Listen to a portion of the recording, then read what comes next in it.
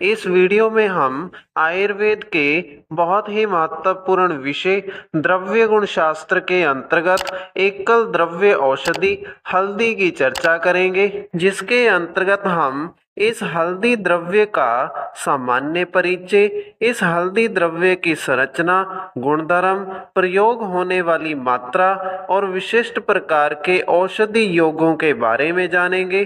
तो इस हल्दी द्रव्य के बारे में अच्छे से जानने और समझने के लिए वीडियो को अंत तक जरूर देखिएगा। इस हल्दी द्रव्य की व्याख्या में सबसे पहला हेडिंग हल्दी के सामान्य परिचय का लिखा है, जिसकी व्याख्या में हल्दी के अलग अलग भाषाओं में वर्णित नामों को लिखा गया है। संस्कृत भाषा के अनुसार इसे हरिद्रा, पीता, रजनी और निशा के नाम से लिखा गया है।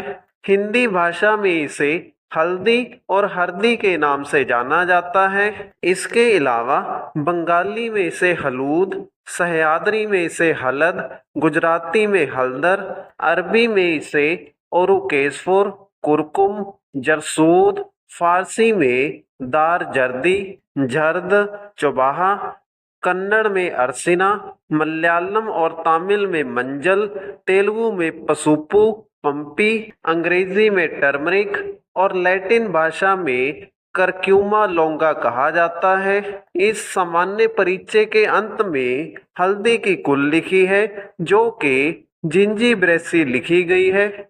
इसके बाद अगला हेडिंग हल्दी के वानस्पतिक परिचय का लिखा है, जिसकी व्याख्या में लिखा है दैनिक व्यवहार में आने वाली हल्दी के गुल्म आकृति शुपों की देश में लगभग सभी प्रांतों में खेती की जाती है, विशेषकर दक्षिणी राजस्थान, बंगाल, महाराष्ट्र में खेती की जाती है।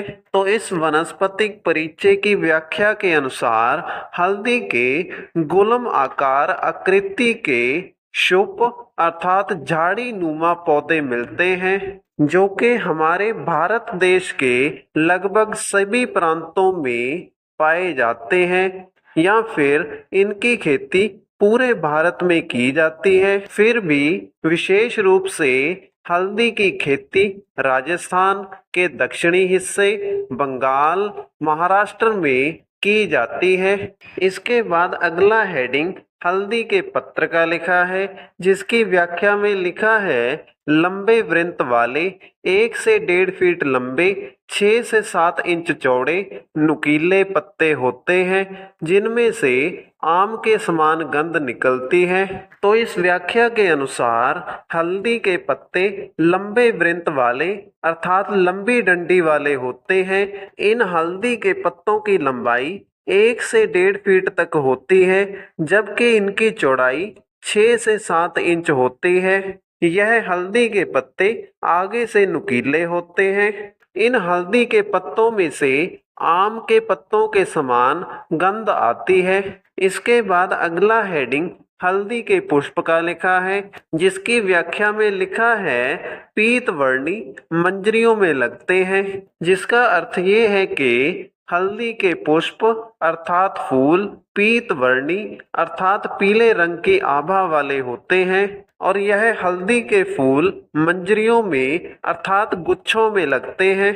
इसके बाद अगला हेडिंग हल्दी की मूल का लिखा है, जिसकी व्याख्या में लिखा है ग्रंथिल लंबे नारंगी रंग के होते हैं, जिन्हें हल्दी के रूप में हम काम में लेते हैं। तो इस व्याख्या के अनुसार हल्दी की मूल अर्थात जड़ ग्रंथि के रूप में बनती है, जो कि नारंगी रंग की होती है। इस जड़ को ही हल्दी के नाम से जाना जाता है और प्रयोग किया जाता है। इसके बाद अगला हेडिंग हल्दी के रासायनिक संगठन का लिखा है, जिसकी व्याख्या में लिखा है क्यूरक्यूमिन नामक पीला रंजक उड़नशील तेल, स्टार्च, अल्ब्यूमिनाइड्स तथा एक विशिष्ट तेल पाया जाता है।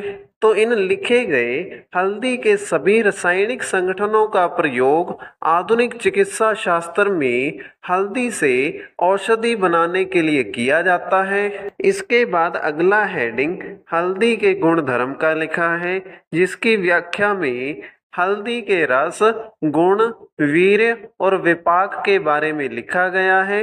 तो हल्दी इस गुण धर्म के अनुसार रस में तिक्त और कटु, गुण में रूक्ष और लघु, वीर्य में उष्ण और विपाक में कटु होती है।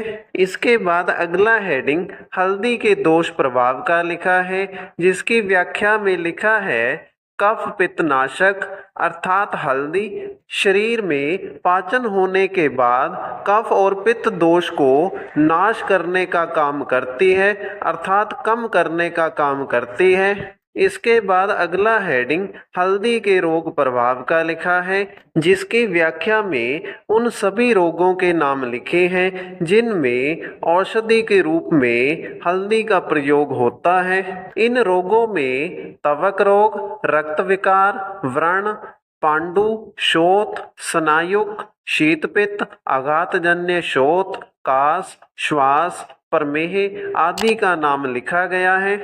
इन रोगों में तवक रोग का अर्थ त्वचा से संबंधित रोग है, रक्त विकार का अर्थ खून से संबंधित रोग है, व्रण का अर्थ त्वचा पर जख्म होना है, पांडु का अर्थ अनीमिया है, शोथ का अर्थ शरीर पर सूजन होना है, स्नायुक रोग का अर्थ त्वचा पर फोड़े होना है, शीतपित्त रोग अर्थात त्वचा पर चकत्ते होना है, आघात जन्य शोथ अर्थात चोट लगने से शरीर पर सूजन होना, कास रोग का अर्थ खांसी होना, श्वास रोग का अर्थ अस्थमा और प्रमेह रोग का अर्थ शरीर में डायबिटीज होना है।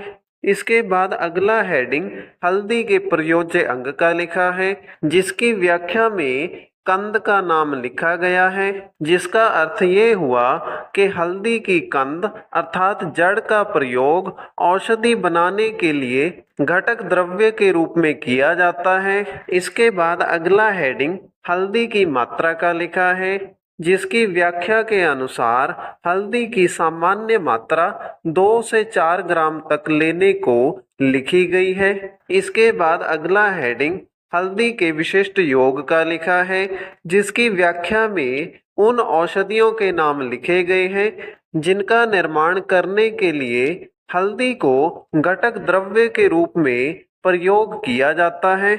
इन हल्दी से बनी हुई औषधियों में हरिद्राखंड, हरिद्रा अवलेह, निशा तेल, हरिद्रा चूर्ण आदि औषधियों का नाम लिखा गया है। तो इसी के साथ हमारी इस वीडियो का विषय एकल द्रव्य हल्दी यहीं पर समाप्त होता है। अगर आपको वीडियो अच्छा लगा तो वीडियो को लाइक करें और इसी प्रकार से आयुर्वेद से संबंधित निरंतर वीडियोस प्राप्त करने के लिए हमारे चैनल को सब्सक्राइब करें।